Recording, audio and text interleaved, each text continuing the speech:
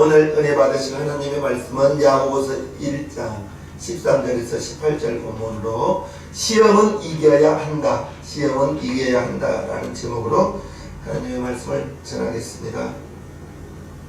우리가 이 세상 살아가면서 가장 이렇게 경계해야 할 일은 이제 오늘 시험이 나오는데, 하나님이 주시는 시험이 있고 마귀가 주는 시험이 있습니다. 하나님이 주시는 시험은 테스트라고 해서 우리를 더 복되게 하기 위해서, 더 좋은 것을 주시기 위해서 하나님이 분명히 테스트, 시험을 합니다. 그런데 오늘 말씀드리고자 하는 것은 마귀가 주는 시험, 템테이션이라 해서, 이 마귀가 주는 시험은 사람을 유혹해서 넘어지게 하고 망하게 하는 시험이 마귀가 주는 시험이라는 거예요. 마귀는 사람을 가리지 않고 사람을 유혹하고 미혹하고 넘어뜨리고 시험을 통해서, 그래서 역사 이래 많은 사람들이 마귀의 시험에 넘어져서 부끄러움을 당하는 것을 보았습니다. 어떤 의미에서 우리의 역사는, 인간의 역사는 마귀의 시험에 넘어지는 사람들의 이야기라고 해도 과한 것이 아닙니다. 마귀는 오늘도 시험으로 저와 여러분들을 넘어지게 하려고 시험을 통해서 우리를 유혹한다는 사실을 잘 아시고요. 마귀는 간교하게 연합해서 여러 가지 방법을 통해서 시험을 합니다. 마귀의 시험은 넘어뜨리게 하고 망하게 하고 물질로 시험합니다. 명예를 가지고 시험도 하죠. 이성으로 넘어뜨리기도 합니다. 우리가 하나님의 거룩한 자녀입니다. 하나님의 자녀로서 하나님 앞에 당당하게 나아가기 위해서는 마귀의 시험을 알고 마귀의 시험을 이겨야 됩니다. 따라합시다. 시험은 이겨야 한다. 시험은 이겨야 한다. 하나님이 주시는 시험은 우리를 복되게 하기 위해서, 더 좋은 것을 주시기 위해서. 창세기 22장에 아브라함을 시험했어요. 그것은 아브라함에게 복의 근원이 되게 하기 위해서 아브라함을 테스트해보는 거예요. 한번 믿음을 재어보는 거예요. 그런데 마귀의 시험은 망하게 하는 시험이에요. 이 마귀의 시험을 우리는 잘 알아야 되는 거예요. 마귀의 시험, 오늘 본문은 마귀의 시험을 이제 이기는 비결에 대해서 말씀하고 있습니다. 마귀의 시험을 이기면 우리의 인생이 행복하고 하나님 앞에 나아가서 멸류관을 받게 되는데, 시험의 근본이 마귀가 주는 시험을 우리는 경계해야 된다. 하나님께로부터 오는 시험도 있지만, 오늘 본문을 보면 13절, 사람이 시험을 받을 때 내가 하나님께 시험을 받는다 하지 말지니 하나님은 악에게 시험을 받지도 아니하시고 친히 아무도 시험하지 아니하시느니라. 하나님은 성도를 유혹하여 죄에 빠지도록 시험을 주는 게 아니에요. 하나님은 악이 없는 분이에요. 좋으신 하나님이에요. 우리에게 독생자까지 주신 분이에요.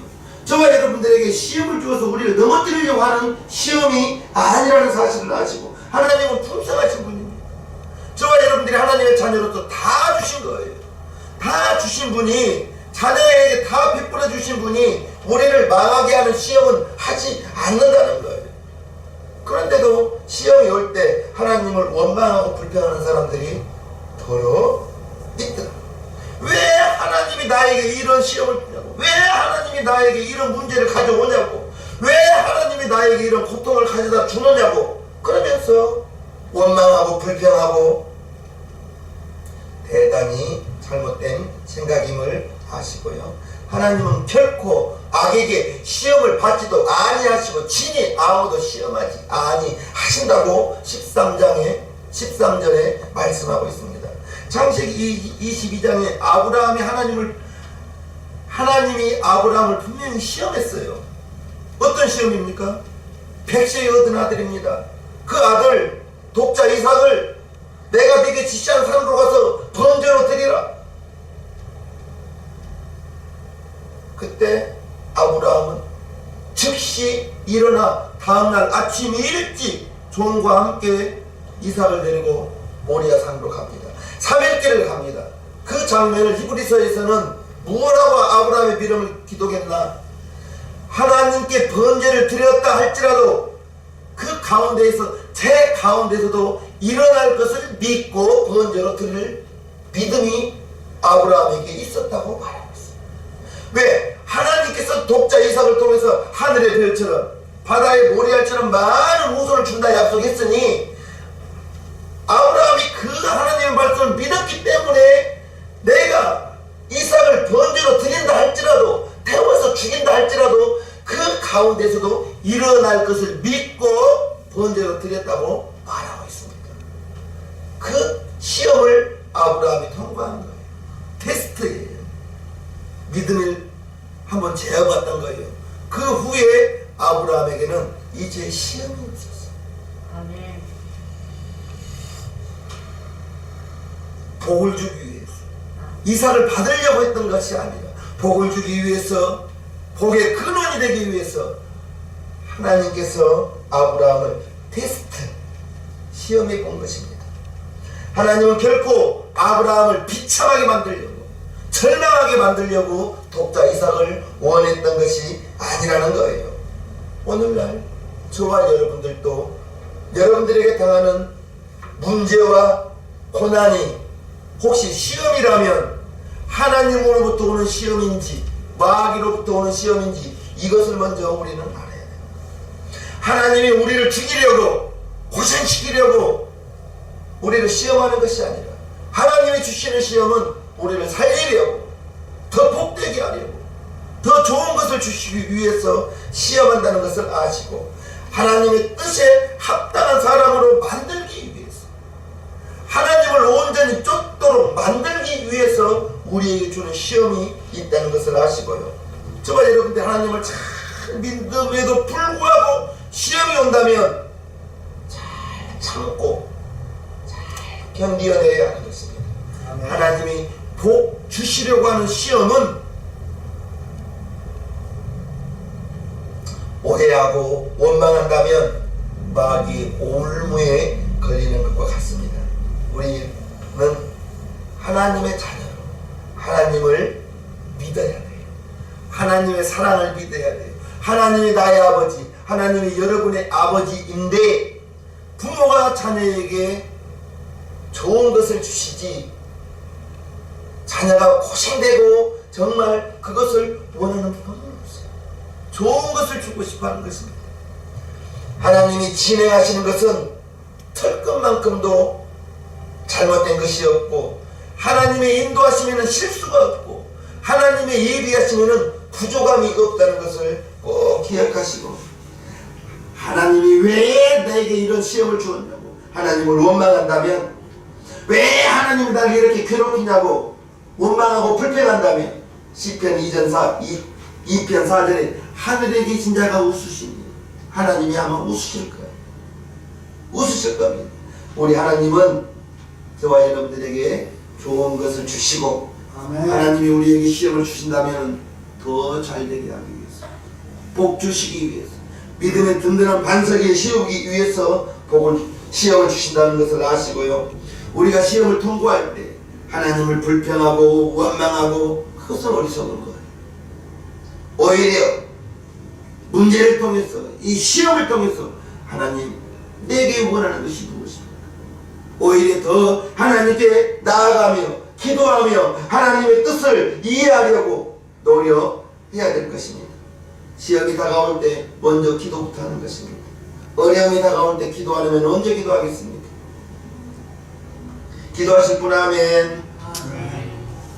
정말 앞이 보이지 않고 깜깜한 절망 속에서 그럴 때 낙심하고 원망하며 마귀가 잘한다고 아마 춤을 출 것입니다.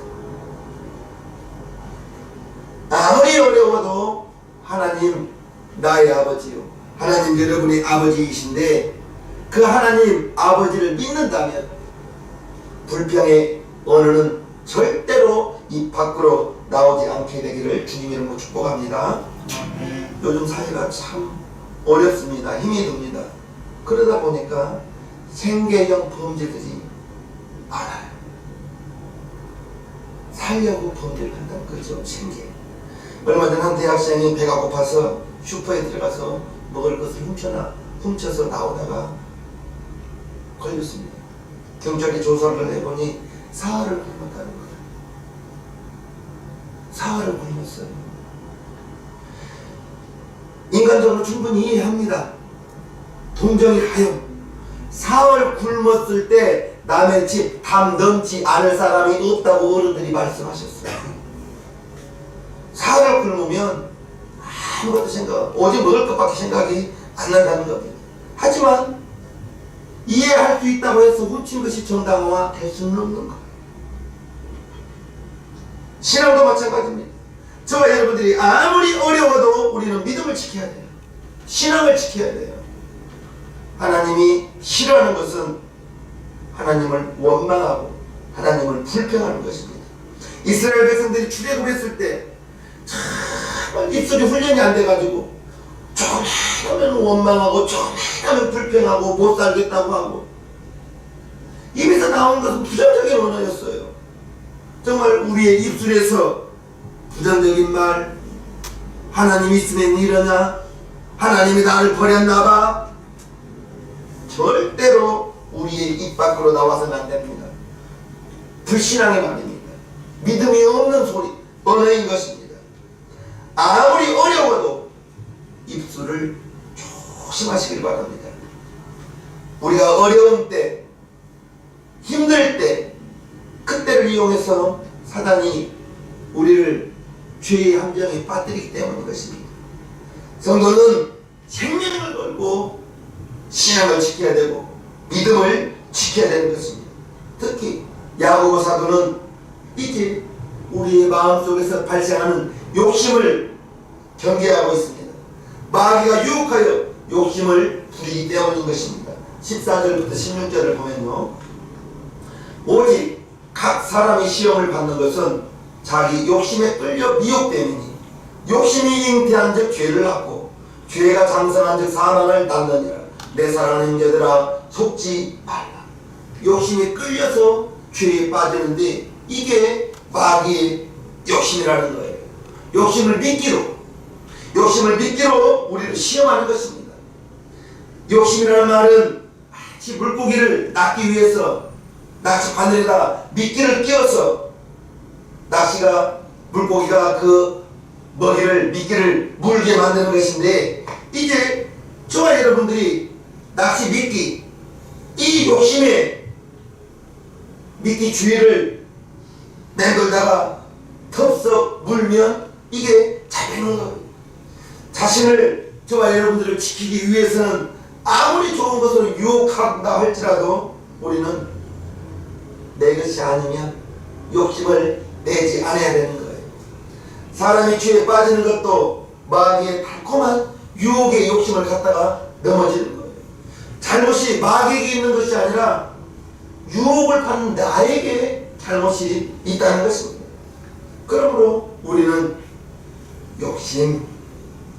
이 욕심, 마음에서 발생하는 이 욕심이 있으면 유혹을 받기가 쉬워요.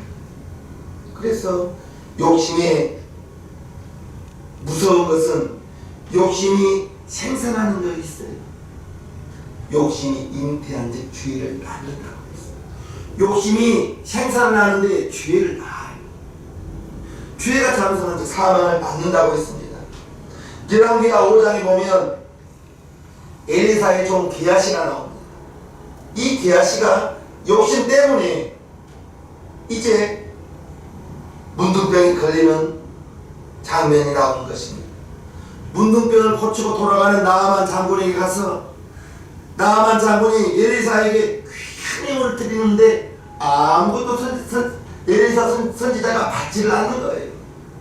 그래서 게하시가 쫓아가서 나아만 장군에게, 우리 선생님이요, 이제 선지자가 왔는데, 생도가 왔는데 그분들에게 드린다고 은 달래요, 옷 달래요 하는 장면이 열왕기하 5장 20절에 나옵니다.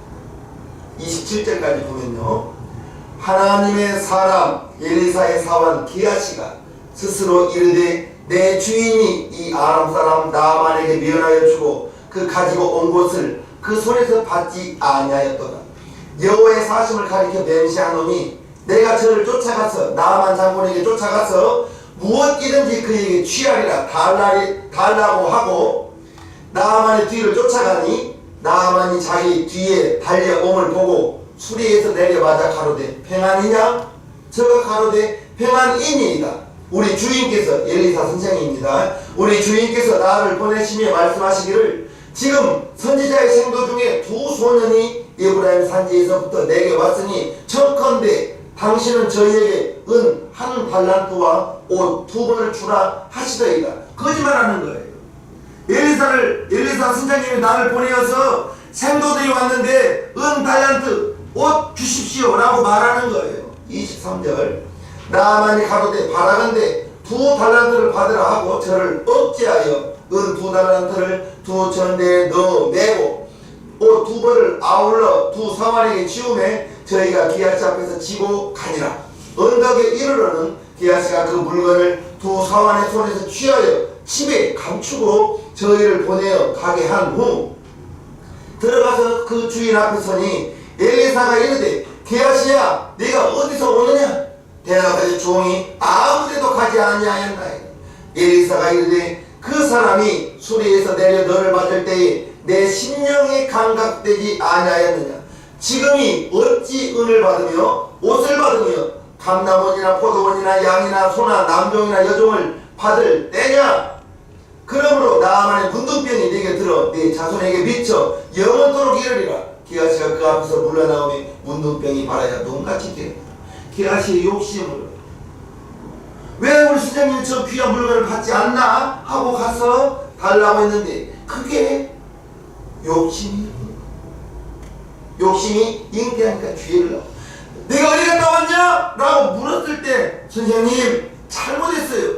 회개했다면 문둥병에 들지 않았을 거예요. 회개의 기회를 놓친 것입니다. 욕심이 잉태하니까 죄를 낳아버렸어요. 죄를 낳아버렸어요. 그리고 죄가 장성하면 사망을 낳는다고 했습니다. 욕심 때문에 죄를 범하니 결국 죽는 길밖에 없는 것입니다. 영적으로 이제 우리는 하나님의 자녀예요. 저 여러분들이 죄를 짓게 되면 하나님 앞에 나아가서 기도하기가 대단히 껄끄럽습니다. 정말 집에서 한번 분내고 교회 와서 기도하려고 하면 기도 안 됩니다. 진짜 내 가슴이 부끄럽거든요. 하나님 앞에 마찬가지인 것입니다. 저와 여러분들이 욕심 없는 사람이 어디가 있어요?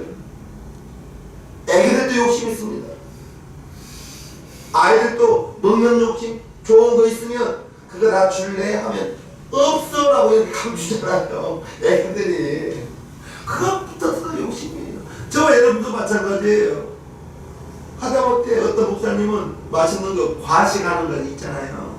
그것도 과식도 자기는 욕심이라고 표현하더라고요. 아니 우리 인간들은 먹는 것이 대단히 즐거운 거예요. 근데 그게 실은 절제가 잘 안 돼요. 결혼식에 뷔페에 가면 정량이 보통 한 접시는 보통 정량이 돼요. 근데 2 접시, 3 접시만 먹게 되잖아요. 그것도 욕심이 나는 거예요. 어른들도 말할 것도 없고 순진한 애들도 욕심이 있는 것입니다. 그런데 그 욕심이 잉태하면 죄가 나죠. 저와 여러분들에게 있는 욕심 잘 살펴봐야 되는 것입니다. 마귀는 우리를 욕심을 통해서 시험하냐, 유혹하게 하는 거예요. 마귀의 시험은 단호히 물리치고 절대로 욕심에 사로잡혀서는 안 되겠습니다. 욕심에 사로잡히지 않는 가장 좋은 방법은 하나님의 것을 사모하는 것입니다. 17절 보면요, 가장 좋은 은사와 온전한 선물이 다 위로부터 빛들의 아버지께로 내려오나니 그는 변함도 없으시고 휘절하는 그림자도 없으시니 하나님이 주시는 것을 우리는 사모하고 받기를, 하나님이 주신 것을 욕심내자, 이것인 것입니다. 하나님이 가장 좋은 은사와 온전한 선물이 다 위로부터 온다고 했는데 성령의 9가지 열매, 사랑과 희락과 화평과 오래 참음과 양성과 자비와 충성과 온유와 절제, 이러한 것은 아무리 욕심을 부려도 과하지 않을까. 사랑이 과하다고 우리의 사랑이 과하면 그게 죄가 될까요? 사랑은 허다한 허물을 덮는다고 했습니다. 절제도 필요합니다. 더 먹고 싶을 때 그만할 수 있는 절제도 있어야 되는데 그 절제도 먹는 거 절제한다는 것도 참 나만 그런가요? 잠도 마찬가지. 정말 의사들은 8시간 9시간 주무시라 하는데 훈련에 따라서 8시간 9시간 안 주무셔도 생활하는데 아무 지장 없습니다. 8시간 9시간 안 주무셔도 절제가 좀 필요합니다. 청년들 절제. 게임이 한 시간이 뭐예요? 하루에 몇 시간씩 게임할 수 있어요.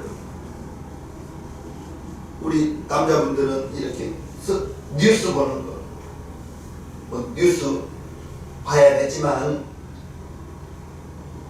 좀 절제. 그냥 제목만 보고 지나가도 돼요. 그 기사 다 안 읽어봐도 된다고. 절제. 시간 허투루 쓰지 않는 절제 필요합니다. 사단은 악략해서 우리를 하나님을 불신하게 만들고 하나님을 원망하게 만들고 하나님을 의심하게 만들고 하나님이 왜 내게 이렇게 문제를 가져다 줄까? 왜 나를 이렇게 힘들게 할까? 하나님을 원망하게 만들고 자기도 모르는 사이에 마귀가 저와 여러분들의 마음속에 하나님을 불신하게 만드는 것입니다. 하나님을 전혀 다른 하나님으로 이해하게 만드는 거예요. 하나님은 좋으신 하나님이십니다.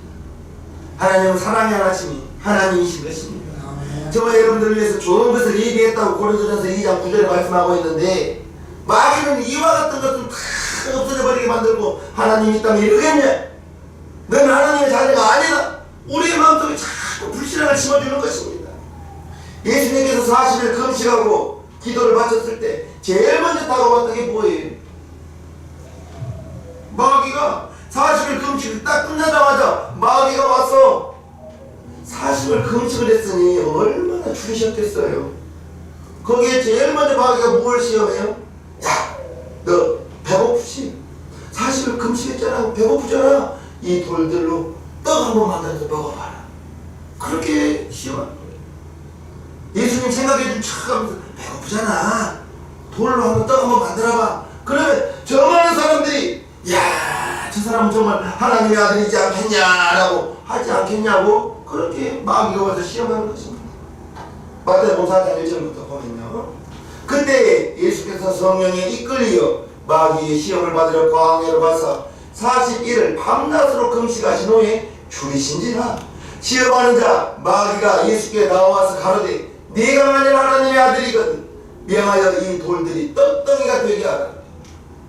예수께서 대답하여 가라사대 기록되었으되 사람이 떡으로만 살 것이 아니요 하나님의 입으로 나오는 모든 말씀으로 살 것이라 하였느니라 하시니 이에 마귀가 예수를 거룩한 성으로 데려다가 성전 꼭대기에 세우고 가로되 네가 만일 하나님의 아들이거든 뛰어내리라 기록하였으되 저가 너를 위하여 그 사자들을 맹하시리니 저희가 손으로 너를 받들어 바알이 돌에 부딪히지 않게 하리로다 하였느니라. 예수께서 이르시되 또 기록되었을 때 주 너희 하나님을 시험치 말라 하였느니라 하신대.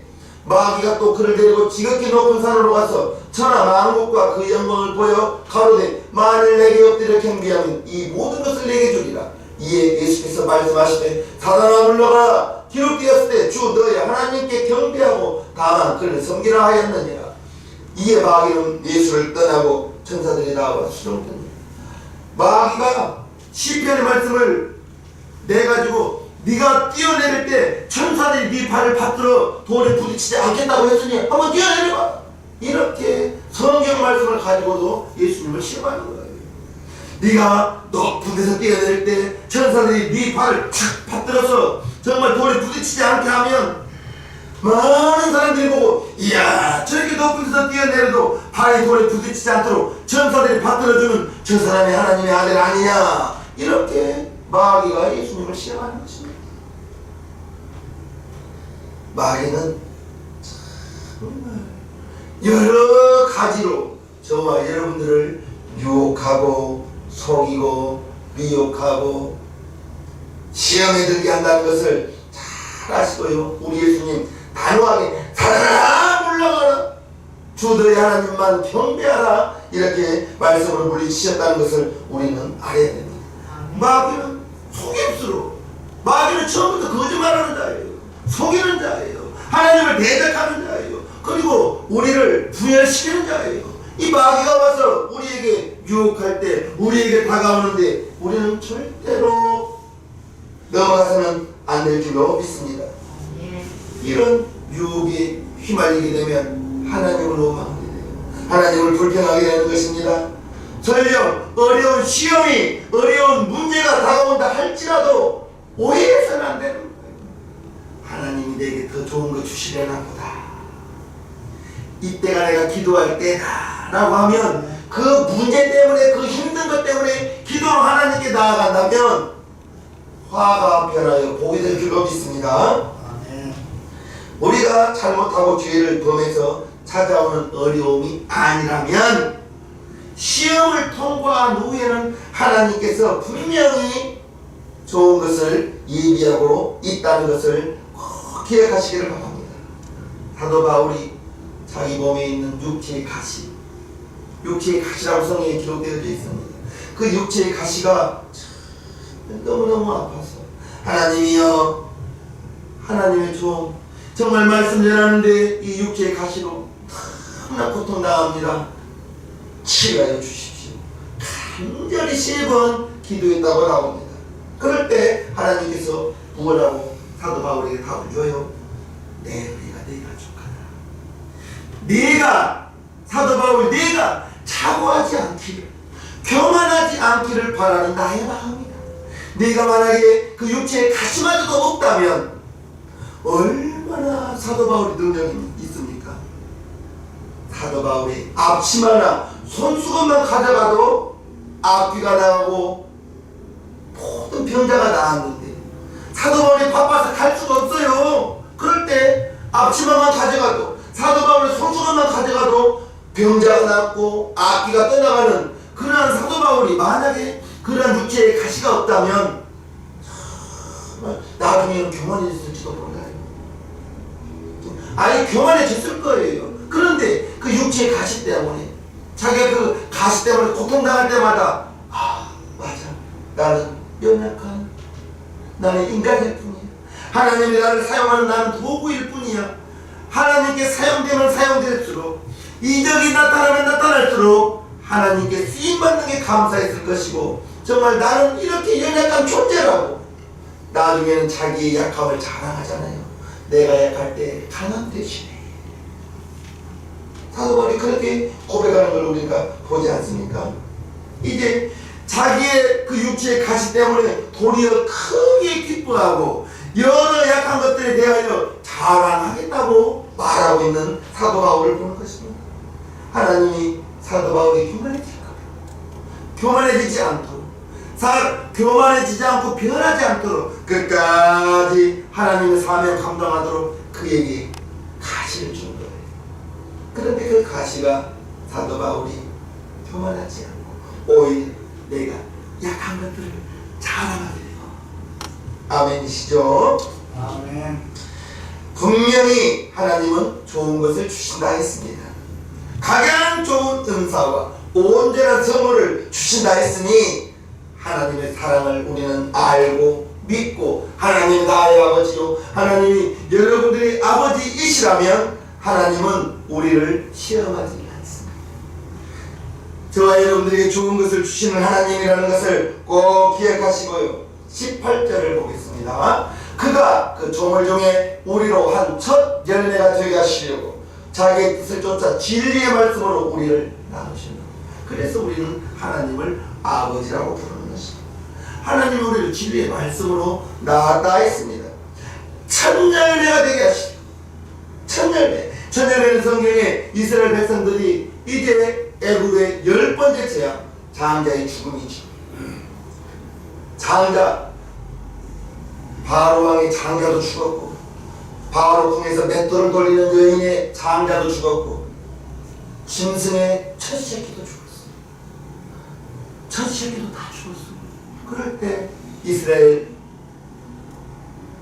집에는 양을 잡아 문설주에 피를 발라놨어요.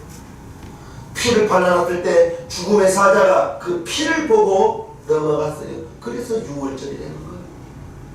피를 보고 넘어갔을 때 이제 하나님께서 이스라엘 백성들에게 첫 새끼는 내 것이라 했어요. 첫 새끼. 그래서 이제 첫 열매가 되는 것입니다.